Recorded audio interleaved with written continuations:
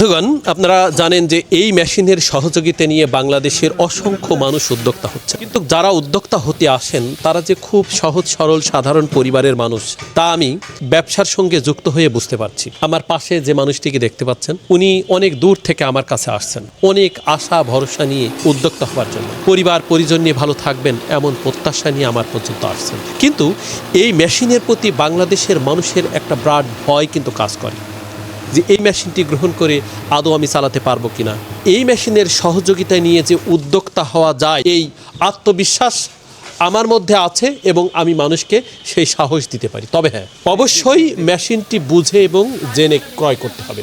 অনেকেই প্রশ্ন রাখেন যে ভাই মেশিন গ্রহণ করেছি 2-5 দিন 10 দিনও চালাতে পারিনি, আমার মোটর পড়ে গেছে। মেশিন ব্যবহারের নিশ্চয়তা আমি দিই। ভাইজান, আপনার নাম আর পরিচয়টা আমাকে যদি একটু বলেন। আমার নাম অজিয়ার, আজরাঘাটি বেলতলা থেকে আইছি, ময়নাপুর যশোর। এই মেশিনের তথ্য আপনি কিভাবে পেলেন? এই ইউটিউবে। কতদিন যাবত ভিডিও দেখতেছেন আপনি? 4 মাস মতো। অনেক প্রতিষ্ঠানের ভিডিও তো দেখেছেন। আমার প্রতি আপনার এতটা বিশ্বাস কিভাবে জন্ম নিল? কথা কাজে মিল আছে বলি। আমি ভিডিওতে যা দেখিয়েছি আপনি কি সেটা পেয়েছেন?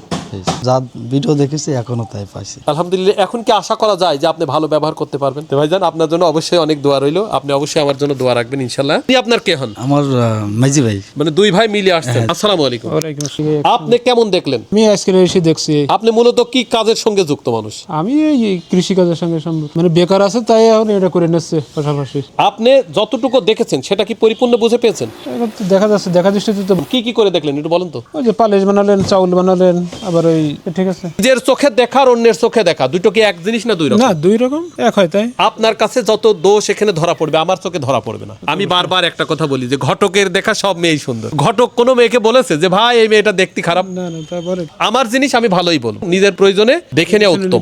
সম্মানিত দর্শক বন্ধুগণ, আমাদের দেশের এইসব মানুষই জাতির রূপকার বা কারিগর। এইসব মানুষগুলো যদি ভালো থাকে তাহলেই আমরা যে সুখী সমৃদ্ধি সুন্দর বাংলাদেশ গড়তে চেয়েছিলাম সেটা সম্ভব হবে। এই মানুষটার জন্য এদেশের প্রতিটি মানুষের কাছে দোয়ার প্রার্থনা রেখে আজকের মতো বিদায় নিচ্ছি। দেখা হবে অন্য কোনো ভিডিওতে। আসসালামু আলাইকুম ওয়া রাহমাতুল্লাহি ওয়া বারাকাতুহু।